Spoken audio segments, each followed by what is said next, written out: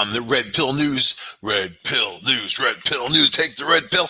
I say every day I see people and they're going crazy, man. It doesn't take much to push somebody over the edge.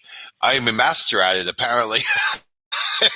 I don't know. It just kind of when people melt down, they melt down, and some people just can't handle much. And now we're seeing it, in the world of violence in our lives. I mean, there's shootings every day, multiple shootings. We've gone beyond one a week or something. I mean, it's a free for all now.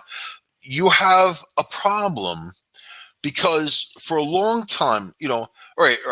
You're supposed to have laws, right? And those laws are limitations of what you can do, what you cannot do. Okay. Most reasonable people don't want to go out and hurt somebody else. Even if they're really angry, right? You don't let your anger take control of you. You want to be able to be centered and not it's a secondary emotion. You don't want it to control you. You want to be able to control yourself. And if you control yourself, then the people around you who are angry, one, seem really funny. Because you ever watch somebody when they get really angry, like look at their face and like their little like veins popping out of their heads, or people cry too, especially women when they fall apart, or anybody really, they look like just fools. It's just kind of funny to me. They're kind of funny. Maybe I'm a sadist. I don't know. I just think that calm is best, content is best. People are going to make you upset. It's up to you how upset you get. And what degree you want to take it to, because then you become out of control. If the ones who are out of control are out there reacting, something at some point is going to stop them, whether it's another person or police officer or the event, because these people usually go out and do something terrible. And then within that event, that's when, police, courts, jails come into play, or hospitals and morgues, right? I mean, the ones who are unreasonable, you can't reason with. So these people pay attention. They may be unreasonable, but it's not like they don't watch CNN or MSNBC or Fox News, right? Whatever their agenda is, I'm sure there's an agenda-based news hole for them to go and partake in, right? To heat up their anger and frustration even more, which is all that they do. These are race baiting, hate baiting news channels, not even news. I don't know what they are. It's distorted propaganda is all that it really is. You're not going to get the news out of CNN or Fox or any of these people. They're a bunch of serpents as from what I see, okay? But the extremists, especially the ones who are unreasonable, watch this, and they're consumers. They consume this information, disinformation. They arm themselves in many cases.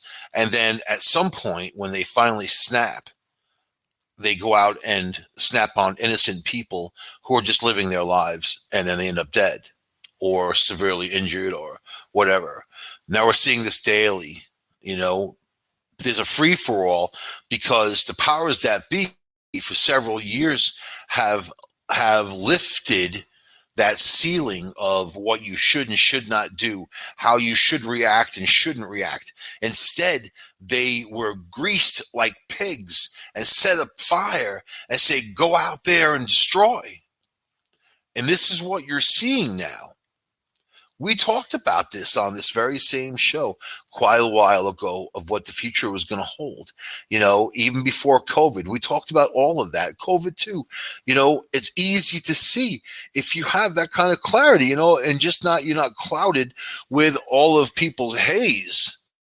It's not hard to put scenarios together, especially with the way people are acting, reacting, becoming more selfish, more angry in their daily travels. Look what's going on. People getting killed because people telling somebody else, oh, you got to put a mask on. Getting shot in the you're a cashier, you get shot in the head, and the ones who are unreasonable, you can't tell them to put a mask on because they're looking for the altercation. They're looking for the justification. You know, people with their like organized religion and how many years have gone on that they've used those things to attack and murder others and destroy and control. Today's no different. You think today's any different? You think that when you flip on the TV and you see all these drug ads and all these other commercials that are just ramming stuff down your throat and programming you, I find them to be offensive. I don't watch television. I stay away from it. If I watch TV, I have to be ready on the remote to mute it when these horrible commercials. I mean, if my TV was that smart, it would filter out all the commercials and put pictures up, puppies and kittens or something I want to see other than these people with their skin conditions or whatever, and these drug ads. They don't even reach anyone. These drug ads, they're just there because we taxpayers pay these companies to do it. There's government funds, we pay them to do it. You know, and because it floats these media channels, right? And it's just, you know, it's the young generation that grows up on this processed garbage, right? And you can look at different generations and how they survive. You know, my mom's generation, they lived into late 70s, early 80s, 90s. People keep going, right? Now, you see the younger generation before that, they're dying earlier, you know. And then my generation in between, Generation X, you know, it's a hodgepodge, you know. I mean, it's hard to say at this point, you know, of course, because you don't have the numbers, but it comes down to that middle generation who was brought up on, mine too, for that matter, when corporations were allowed to put whatever chemicals they wanted in food, no restrictions. They grease the lobbyists, send them to DC with a bunch of money, and you know, give these politicians whatever they can give them to vote for what they needed to get these chemicals put in your food. There's lists and lists and lists of stuff that shouldn't even be in food that's in food. Margarine itself is not even an edible product. They made it for housing, for contracting, some kind of thing with contracting, you know. So you have to say, okay, all right, I'll just give it to you like this. Me personally, I don't trust anybody, anything, anytime, anywhere, you know, and I have to trust is earned. So when it comes to corporations, I know the only thing they care about is money. They don't care about delivering a good product. They just care about the money and whatever they need to do to get it into you, and take that money out of your pocket. They're going to do it. So when I mean, you can go online and look at all the lists of you know, all these cereal manufacturers, children's cereal, and other people eat it too. Kellogg's. Kellogg's started off being an honest company, right? And then it got dishonest quickly. You know, Kellogg, he became one of the biggest robber barons, you know, using and abusing people. You know, they don't care. You know, they care about money. They don't care about you and your family. It's not about pride in their product. It's about money. And you know, if they get caught at some place down the road, like Johnson & Johnson's putting asbestos in their baby powder, and they knew it, and they knew that it caused cancer, and they did it anyway, and their attitude was, we're going to keep doing it until we get caught. Then they did, and they paid out a couple of bucks, and then that's it. And their stock went back up again after that, right? Because that's what they do. But go down the list of stuff that, you know, you're not supposed to eat, and all these chemicals in food. Chemicals. I love the vegetarian stuff. That's my favorite, right? My mom always said, your food should only have one ingredient, right? So you look at these vegetarian type of whatever they Morningstar Farms and stuff like that, right? You can't even pronounce the stuff that they put in there. And this is supposed to replace meat in some way. They even make hot dogs and hamburgers and chicken nuggets. It's fake chicken, fickin', what, right? And trying to sell people who eat meat to switch over and eat their product. I gotta tell you, man, I've had Morningstar Farm stuff. It damages my stomach. It's nasty stuff. It tastes like chemicals. It tastes like processed chemicals. And they're like, no, you got to put it in a hamburger bun and put cheese on it and all the fixings and whatever. Yeah, you know what it tastes like? It tastes like a burger with a chemical burger in there. And it's full of chemicals. It's not good to eat. It's not safe. But people don't care. Ones who are going to swear by it. I love my Morningstar Farm. By the way, I've never heard anybody say that. I think people guilt purchase it sometimes, or it's a healthy alternative. Now they have other things that are far more superior. Apparently, you have fast food restaurants selling alternative burgers. That's fine if you're going to do that, but what does it take to make it?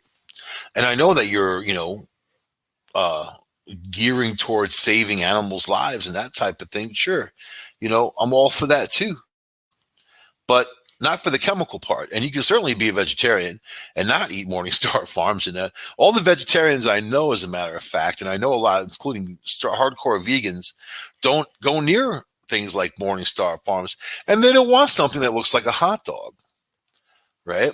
They're happy doing what they do. And even tofu is a processed food.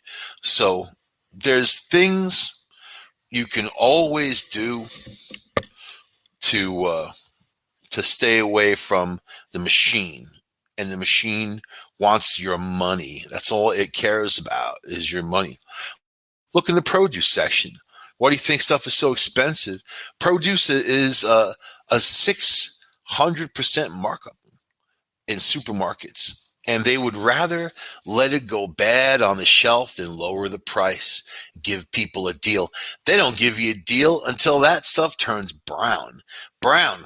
Stores around here, the meat's got to be green. And it ain't St. Patty's Day.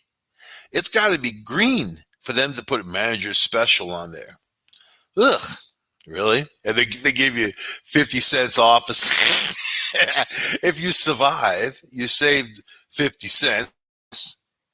Come on, man. The Pepto-Bismol is going to cost you more than that. But this is what I don't understand about the story. I used to shop at this place, Shoppers Club card place called BJ's, right?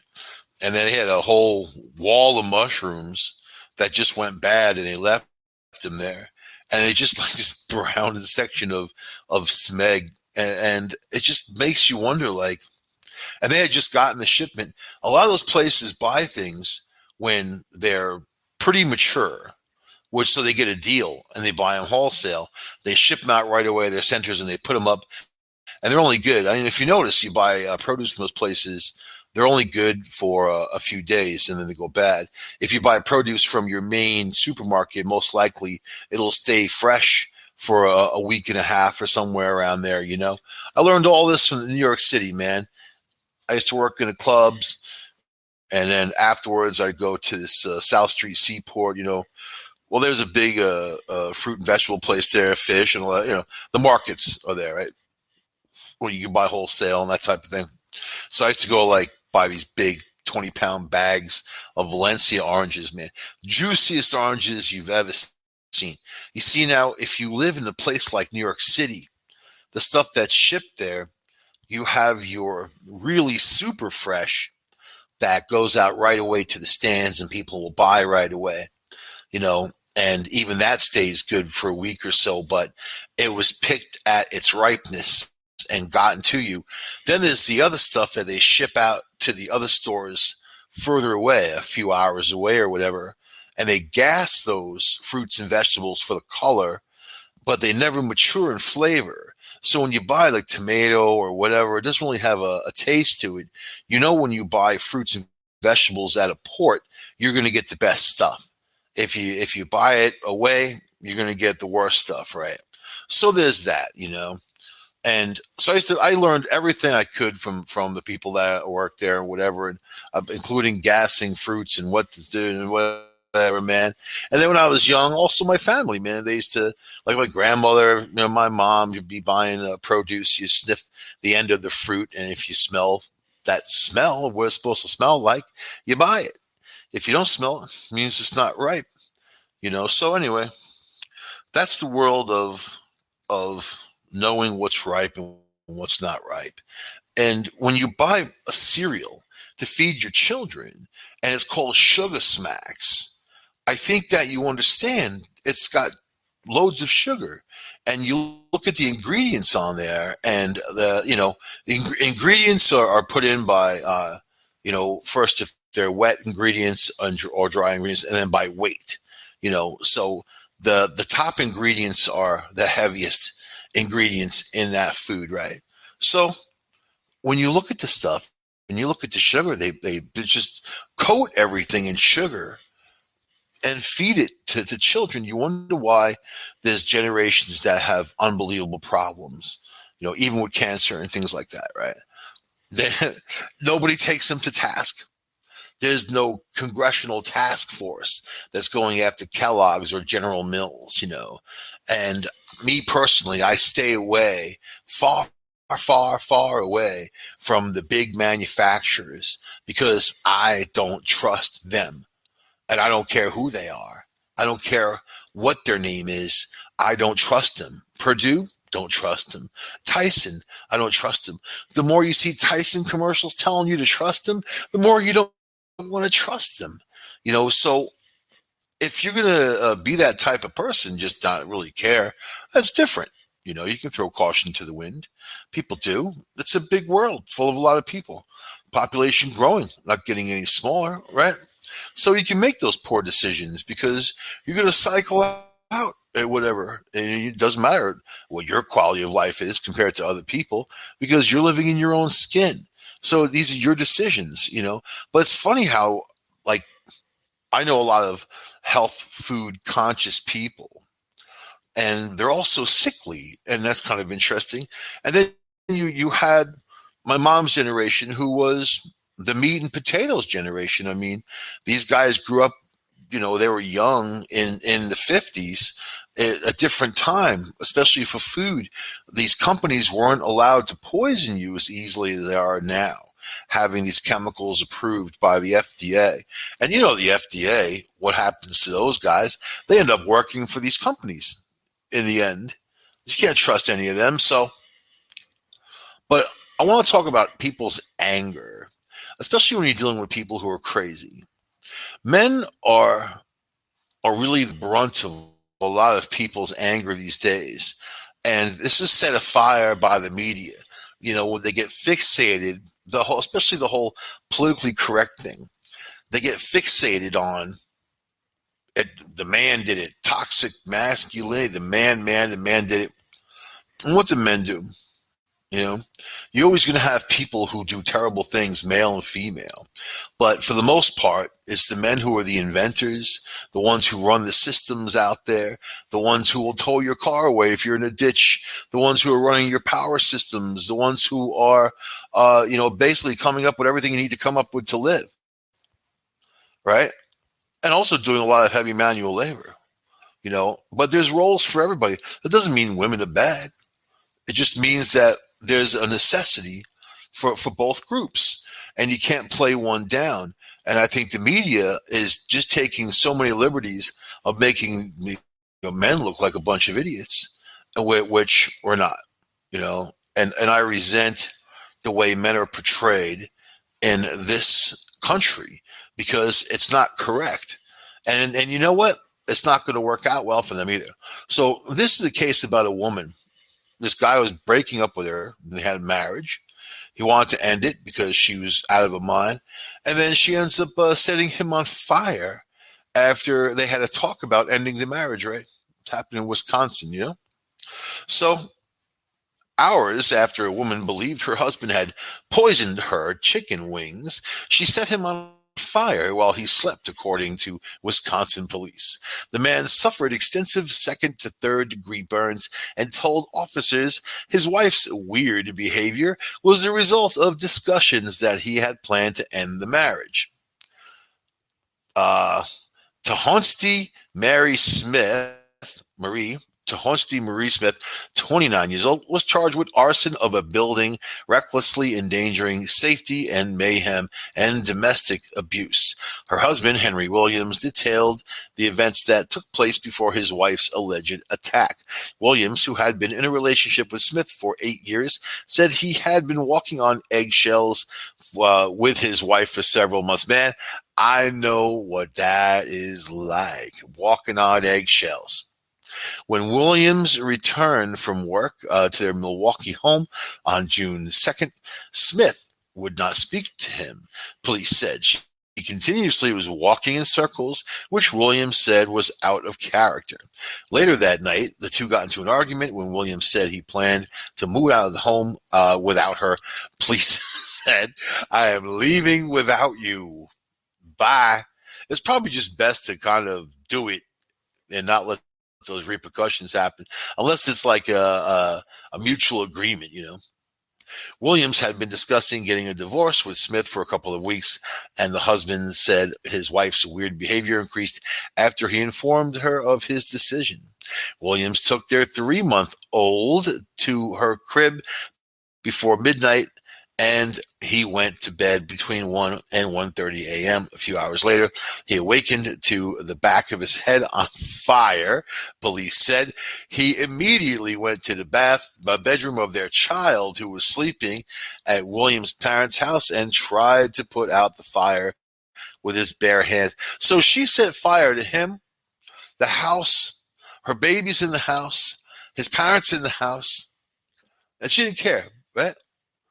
Obviously. So he realized that the bedroom, including a mattress, was on fire. The fire was so fierce, he ran back into his bedroom and grabbed his daughter from her crib into his room. This guy's thought was the kid. I love that, man. You gotta just love that. The dude is dashing off to get the kids on fire. You get the kid. And then he ran out the front door, man.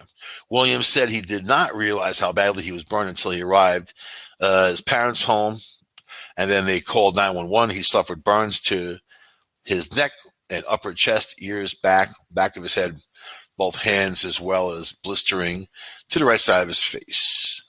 Smith was the only other person at the home with Williams and the baby.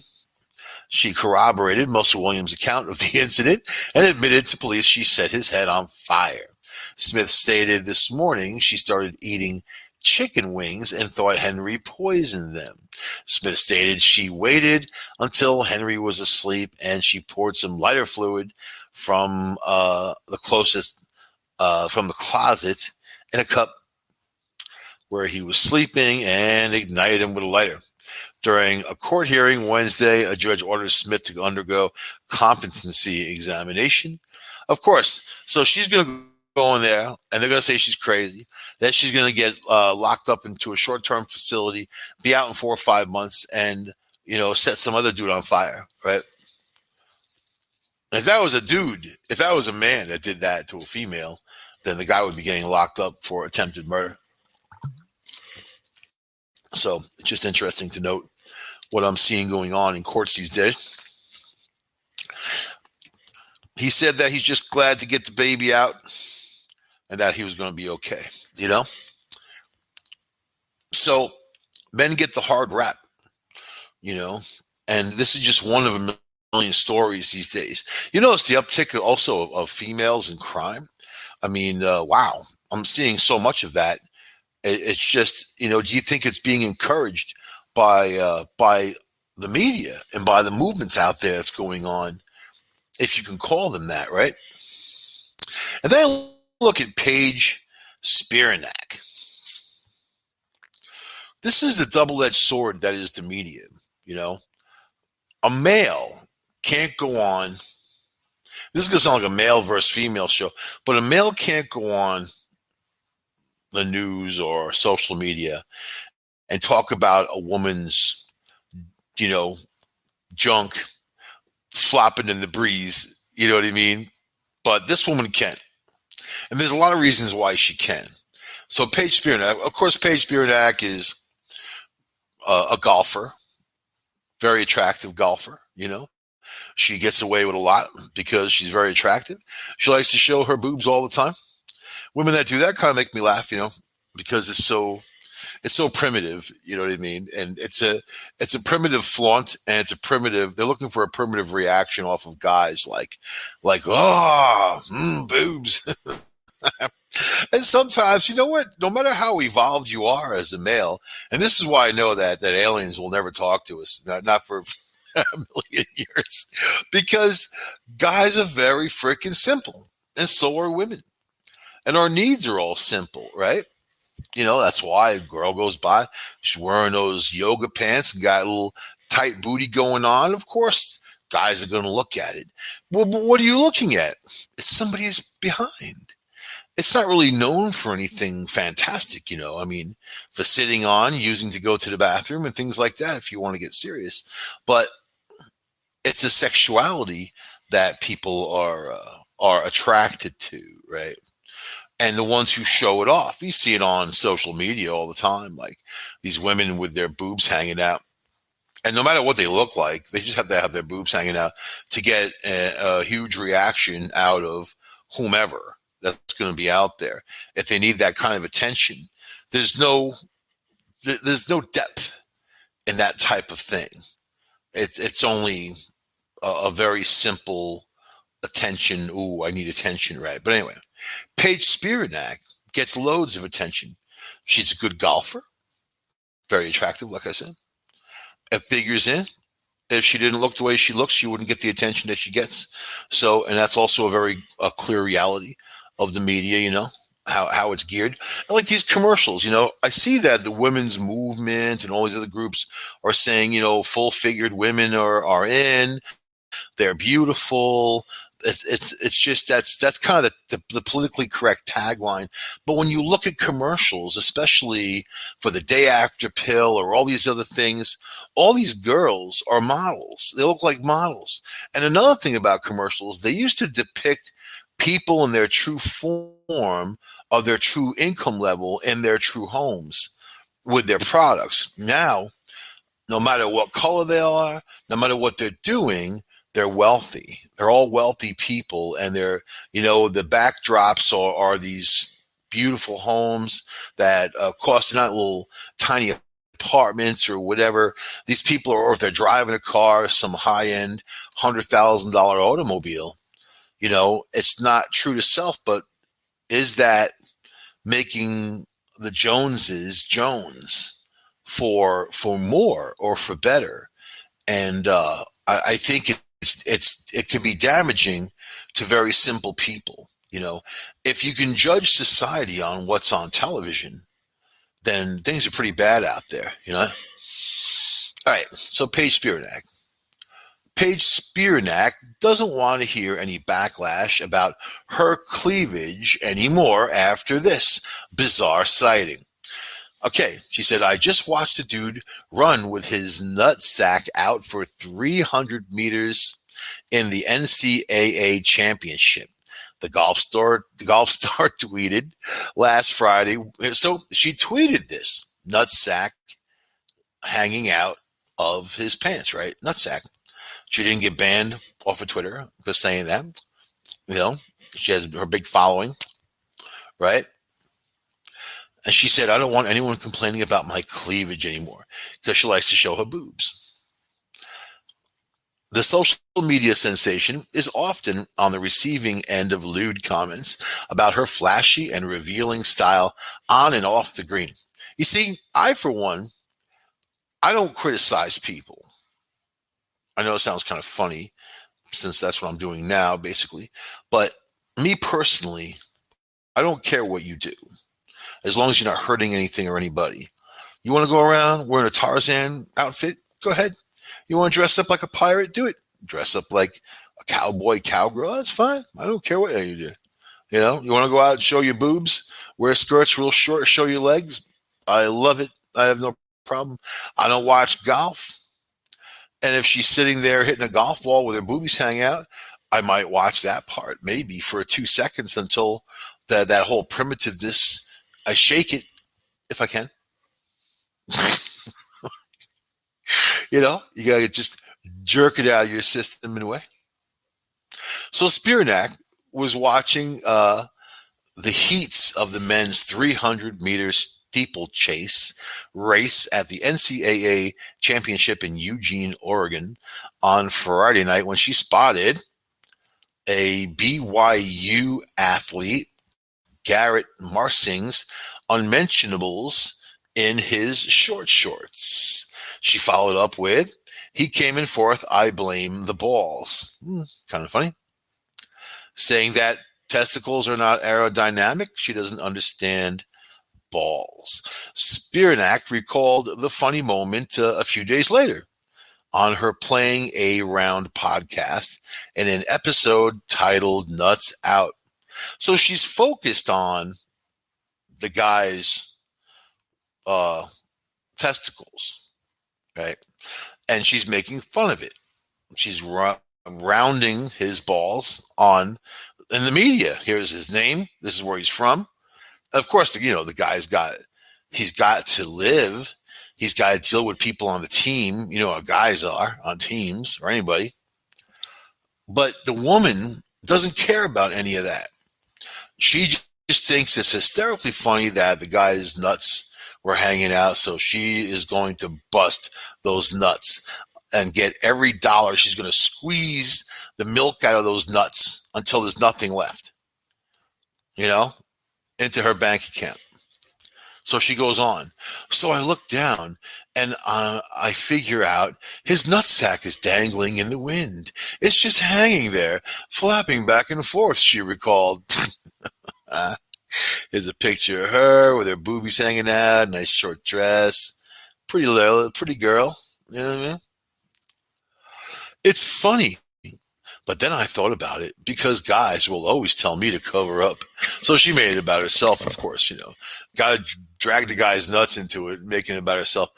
It's telling me to cover up. And that's where no equivalent. But you see now,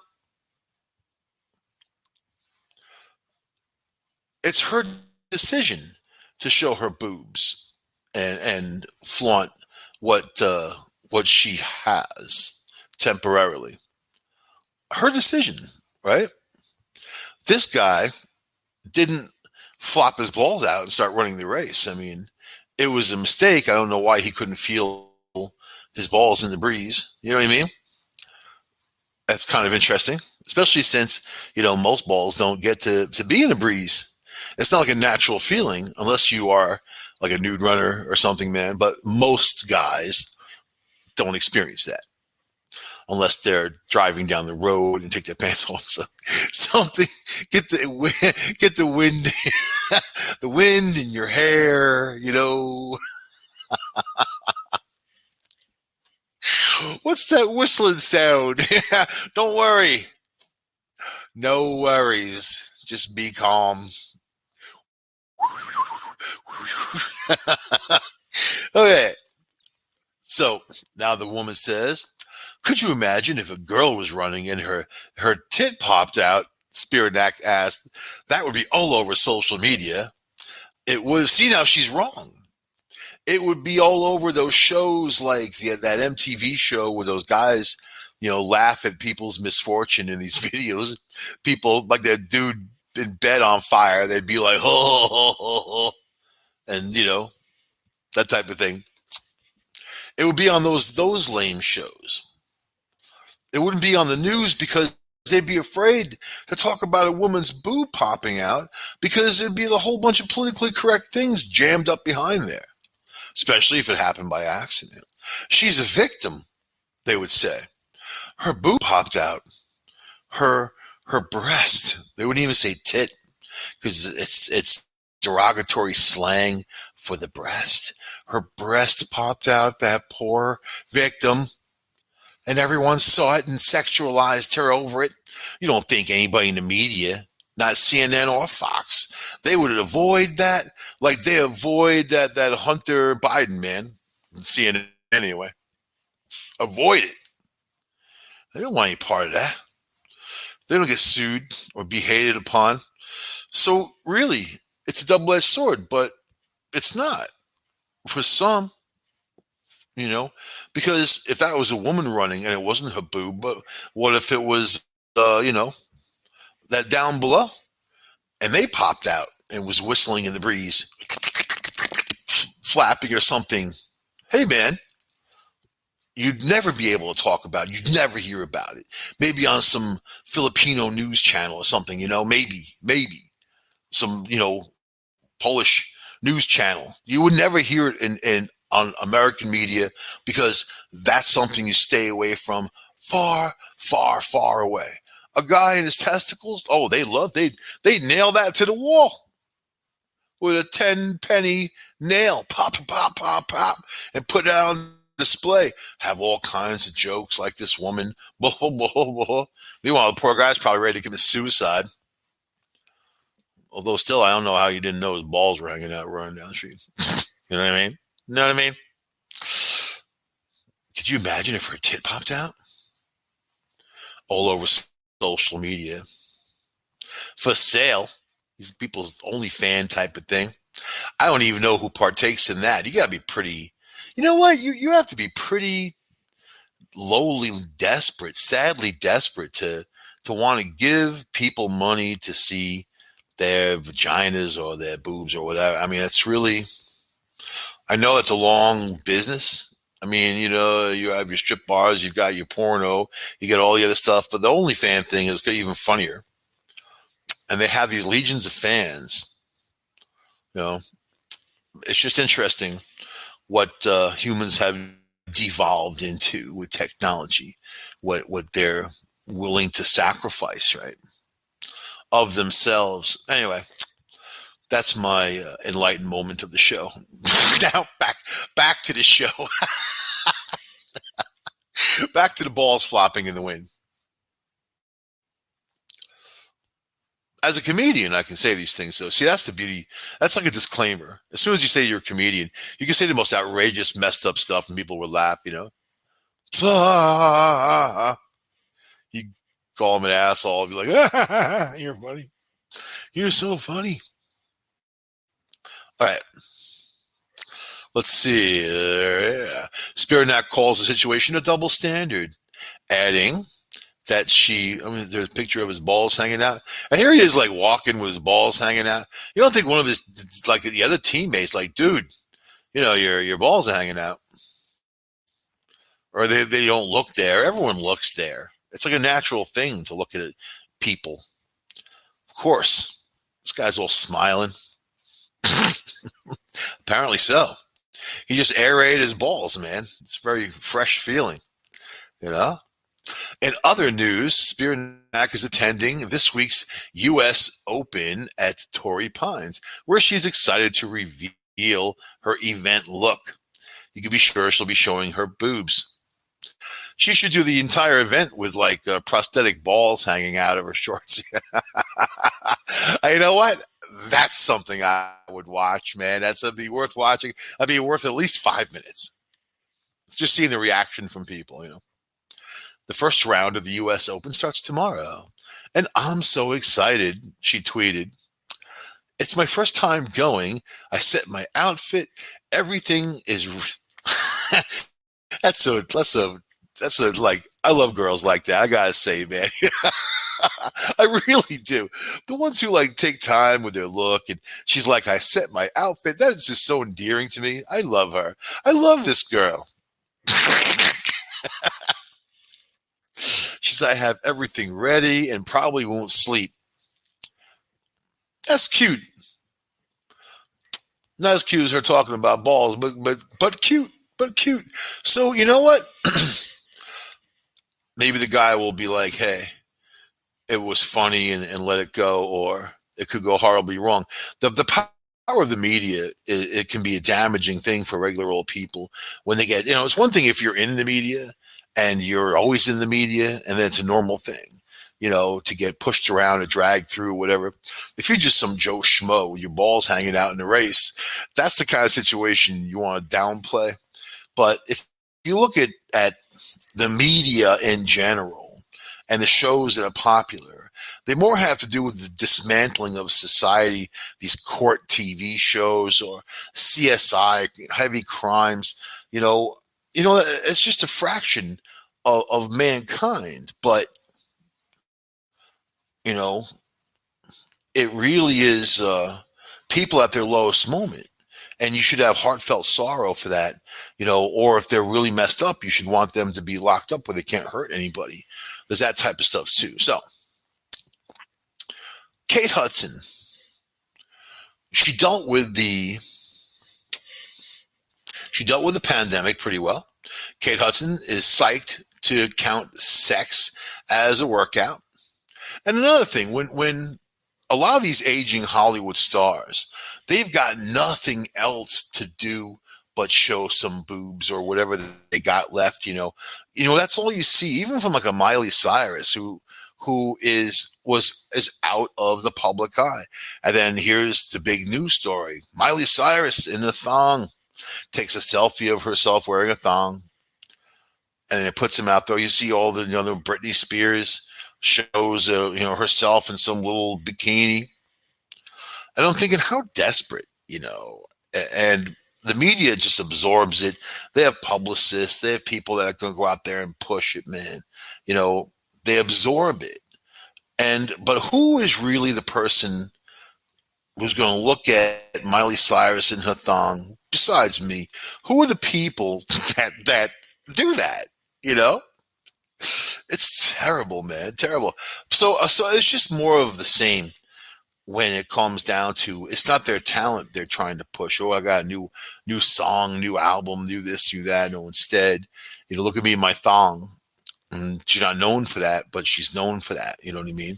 The same for all of them, right? Or, look how hot J-Lo looks at 50 years old. That's great, but do you really want people to say that about you? You look great for your age. Ugh, I don't want to hear that.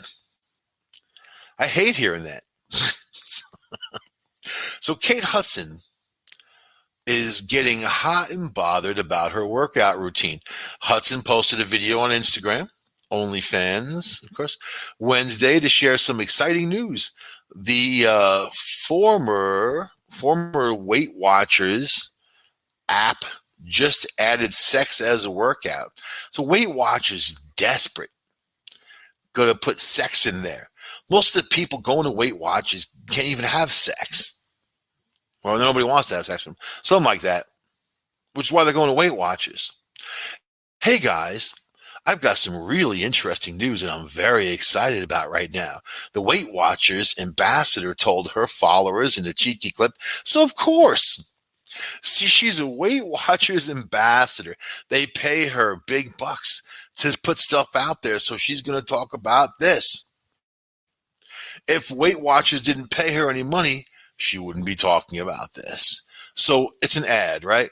If anyone needs me, I'm going to be in my bedroom for a good, I'm going to say, hour and 20 minutes if he can handle it. Hudson then attempted to calculate how many Weight Watcher points she could earn with some alone time with her partner, Danny Fujikawa. Probably not much. I don't know. If he's used to, people get used to each other pretty quick. we're that initial performer. When you first meet someone, it's Cirque du Soleil. You know what I mean? You're woohoo up on the rope and back and forth and slinging around and all that. After a while, it becomes like Netflix. Netflix and chill. So yeah, poor Danny Fujikawa. He's got to be dragged into this Weight Watchers BS. An hour and 20 minutes, which actually is not very long. It depends on what you're including, man. You know what I mean? Because there's a before, during, and after. Input, process, output, let's just say. So, and then repeat, like shampoo. According to Weight Watchers' new Fit application edition, let's see, me having sex for an hour and 20 will equal, and she's like, I'm terrible at math, 6 fit points. Meanwhile, she pre-planned this whole thing, like such a fake thing. Oh, I'm terrible at math. Even though I'm reading from a script. 6 fit points, she determined. See you in 2 hours. So how many brownies can you eat off of an hour and 20 minutes worth of sex? Can you actually eat the brownie during sex and then have more sex to burn the brownie off? So I have lots of questions for Kate Hudson. I need her to answer these questions, man. I'm interested in this. So the 42-year-old hit the wall, excuse me, became a Weight Watchers ambassador in 2018 when nobody else wanted to do it. I mean, after giving birth to her third child, Hudson also co-founded the athleisure brand Fabletics in 2013 and launched her 100% plant-based supplement line in Bloom last year. That's what these women do. And she's not even like known for being famous. She is what's her face daughter, man? Goldie Hawn. She's trying to remake all the Goldie Hawn movies, and she can't because they're classics. Overboard classic, man. You know? That's who Kate Hudson is, right? So they become health gurus, but they were never healthy, these people. They're the Hollywood set. You know, they live in trailers and eat food that, was cooked for them. They don't know what the hell's in there. It's like Jennifer Paltrow with her vagina candle. I think that they lose their goddamn minds after 35. I think when they hit the wall and they realize they're going down, they're spiraling down, they try to maintain their youth. They're going to cake on all the makeup and get plastic surgeries and all these things to try to keep up with some demand, and you can't fight youth. They are your replacement. There's someone coming to replace you. Be happy about it and relax. You know what I mean? So now she's a health guru. I could be a health guru. You know what? For $500 an hour, I will have a one-on-one life coach session with anyone out there. $500 an hour. How's that? I'll talk to you for an hour. I'll probably call you a bunch of names like Dr. Phil. But that's all part of the therapy in session, all right? Just keep that in mind.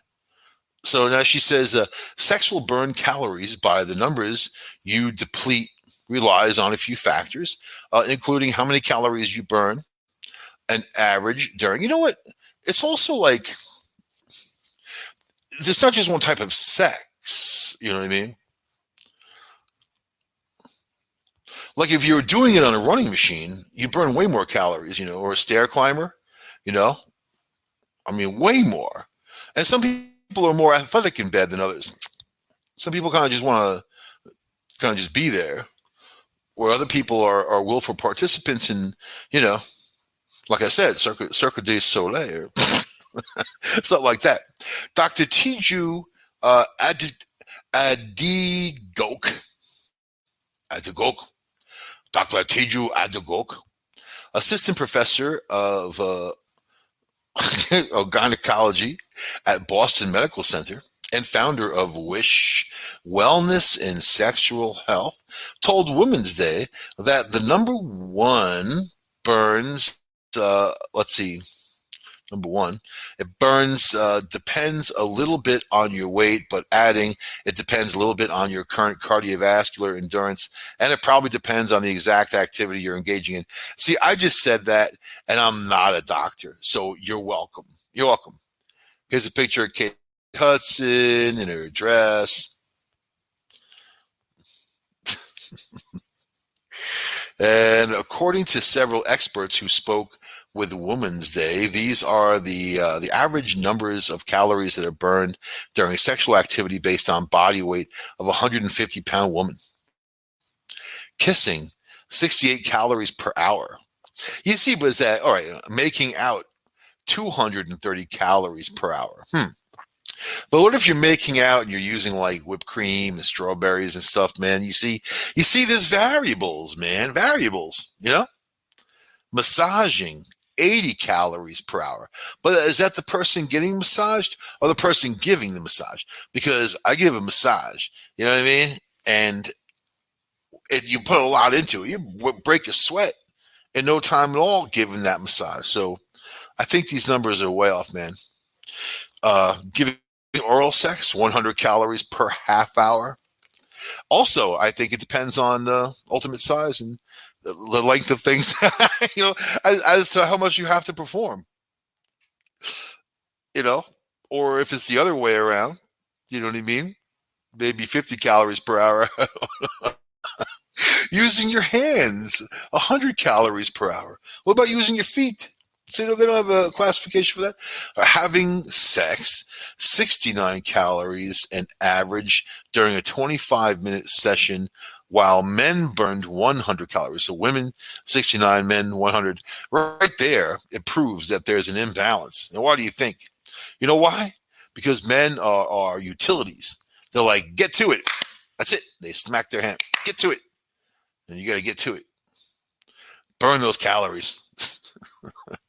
Sadly, by comparison, a study published in New England Journal of Medicine, not Women's Day, clocked the average session of sexual activity at only about 6 minutes. In and out, 6 minutes, and then you're eating a sandwich at minute number 7, man. That's yeah, 6 minutes, and then it's pudding. You know what I mean? Meanwhile, according to Dr. Daniel Vigil, oh my God, I almost read that. My dyslexia saw something. I'm not dyslexic, of course, but I blame it on everything because it's just something to blame things on. Daniel Vigil. Dr. Daniel V. Vigil. There's just too much going on there. An associate clinical professor at Health Sciences at the David Geffen School of Medicine at UCLA. Oh, what a crazy world this is. A general estimate for calories burned while running 1 mile is approximately 100 calories. You would think it would be more to run a whole freaking mile. I'd rather have sex. You know what I mean? If I'm going to burn that 100 calories, but then you get like the voracious appetite after. So anyway, I think we've talked about enough of this. With Kate Hudson, is she really Goldie Hawn's daughter? Let me look it up, man, and make sure my crazy brain. I know. It's just I don't watch these people. You know what I mean? And I see them. Yeah, see Kate Hudson's mother, Goldie Hawn. I see these people in like this tabloid crap as I'm checking out of the supermarket, and that kind of just sticks with me. So that's how I know who they are, kind of, sort of. And they're always doing something like really messed up or whatever, or they're distorted in some way. So good.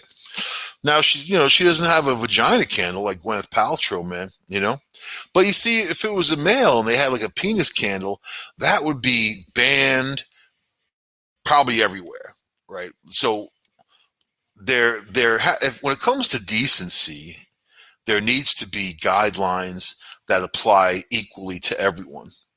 And I'll just leave that with that. No matter what you think decency is, it's always everybody's own level of things, right? But I'll leave it there. I'm going to end the show on that note, on the Red Pill News. Sleep with one eye open. If you told your girl you want a divorce or you want to break up with him, it's probably best to do it over the phone, or texting these days, I don't want to be with you anymore! ! Puh. And then when they go nuts, you're not there to burn up. You're not there to be light on fire, man. So you need to be careful when you deal with people who are unbalanced. Anyway, I'm going to end the show. Me, Michael Angley, in the great state of Pennsylvania, man, outside of Gettysburg. I am going to tell you guys to be cool, be kind, rewind. Kindness wins the day. I'll see you next week on this here show, the United Public Radio Network, UPRN, talkradio.com, 107.5, New Orleans. 104.7 Past Christian saying, Que pasa? Here we are in the Writers and Illustrators of the Future Lounge at the Author Services Building in Hollywood. It contains a gallery of the writer and illustrator judges, a selection of the awards the contests have received, a library containing novels and art books published by winners and judges, and a selection of photos of some of our beloved keynote speakers and guests. For nearly 4 decades, L. Ron Hubbard's Writers of the Future contest has discovered and nurtured a steady stream